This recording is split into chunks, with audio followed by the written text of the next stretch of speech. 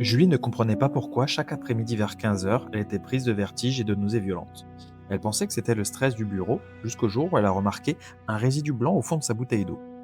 Julie travaille dans une entreprise de logistique. Elle s'entend bien avec tout le monde, surtout avec Antoine, un collègue serviable qui lui apporte souvent son café ou remplit sa bouteille d'eau quand elle est en réunion. Mais les malaises de Julie s'aggravent. Elle commence à perdre ses cheveux et ses membres s'engourdissent sans raison. Un jour, prise de doute, Julie décide de cacher son téléphone dans son pot à crayon et de lancer l'enregistrement vidéo avant de partir en pause. En visionnant les images, elle s'effondre. On y voit Antoine s'approcher de son bureau, sortir une petite fiole de sa poche et verser consciencieusement une poudre dans la bouteille de Julie avant de la remuer. Elle a donc contacté la police qui a analysé le liquide et c'était du cadmium, un métal lourd hautement toxique. Antoine ne voulait pas la tuer tout de suite, il voulait voir ce que ça faisait de l'empoisonner lentement.